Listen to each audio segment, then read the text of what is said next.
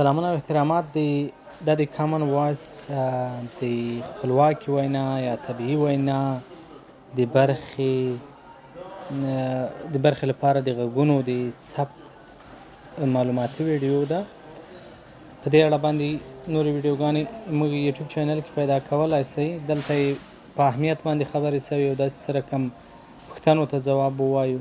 تاسې په دې لینک باندې کلیک کولی شئ، کوم چې دلته ګورئ دا زما فیسبوک باندې، خو شاید مثلا فیسبوک که تاسې کلیک ور باندې وکړئ هغه د فیسبوک له براوزر څخه تیریږي، نو په اسانۍ سره به تاسې هلته خپله لار پیدا نه شئ کړلی. نو ښه طریقه یې دا ده چې تاسې دا لینک یا په براوزر کې پیسټ کړئ او یا له دې ځای نه راواخلئ او په واټساپ کې واچوئ. مثلا زه راځم دا د واټساپ یو ګروپ ته یا خپل واټساپ ته لیږم په دې شکل باندې، یا مثلا هغه زما وروستی پوسټ هم کولی شئ ولېږئ. مثلا دا زما پوسټ و، زه دې کې هم دغه لینک شته نه.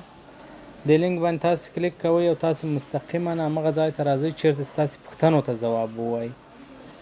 په دې برخه کې اول خو دا ده چې دا ژبه باید مطمئن شي چې پښتو ژبه انتخاب شوې ده. که څه هم چې دغه صفحه ټوله په انګلیسي باندې لیکلې ده ولې مشکل نه لري، هغه هلته انتخابېږي بدلېږي، ولې ژبه باید پښتو وي نه. دلته ممکن تاسې انګلیسي انتخاب کړی وي، بیرته راسئ مثلا دلته پښتو ولیکئ. پښتو څنګه لیکل کېږي؟ پښتو همداسې لیکل کېږي. پښتو راغله، اوس دلته سوالونه دي او دغه مایکروفون چې موجود ده، دا مایکروفون تاسې کلیک کوئ، دلته ځوابونه ورکوئ. ولې دا پوښتنه مثلا زما خوښه نه ده، تاسې راځئ سکیپ کوئ، ځینې پوښتنې ریپورټ کولی هم شئ. اوس مثلا پوښتنه ده آیا ستاسو په نظر پرمختګ له ازادي سره تړاو لري که نه لري؟ تاسې مثلا وایاست چې او تړاو لري، تړاو نه لري، او داسې ده او هسې ده، او نمونې یې راوړئ او کیسې کوئ او مثالونه ورکوي. هر رقم چې مزړئ په خپله لهجه، په خپل شکل، په خپل ټون وغږېږئ. اخر کې خپل غږ مو سبمیټ کړئ یا یې دوباره ریکارډ کړئ، هلته تاسې ته اپشن درکوي. بس خلاص دا هغه څه دي چې موږ تاسې ته ضرورت لرو. په بله مرحله کې تاسې غږونه راځي دلته، مثلا د دغه کس غږ موږ ته راغلی او موږ یې دلته ریکارډ کوو، ټرانسکرایب کوو. اوس د کس غږ ستونزه لري، مثلا موږ راځو بل غږ ګورو. د ښوونځیو د مضامینو اړوند باید ووایم چې کیفیت د کمیت څخه غوره دی. نو د 18 پر ځای یو مضمون ښه زده شي تر دې ښه ده چې 20 مضمونه تدریس شي. نو زما نظر دا دی چې د 18 او 20 پر ځای که یو شی زده شي دا به ډېره غوره وي.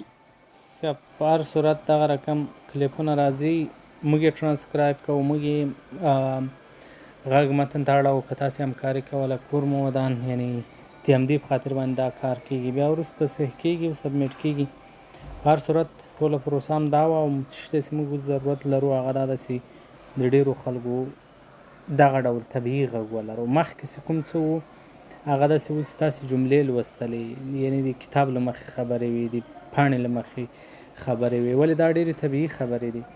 زه مثلا یوې مسلې ته خپل زړه، په خپله خوښه، خپل ټون کې، په خپل لحن باندې ځواب ورکوم او بیا یې وروسته مثلا ټرانسکرایب کېږي. بیا وروسته دا غږ او متن ځي د ماشین د روزلو لپاره کارېږي تر څو پښتو ژبه باندې په ښه شکل باندې ماشین پوه شي. ډېره مننه.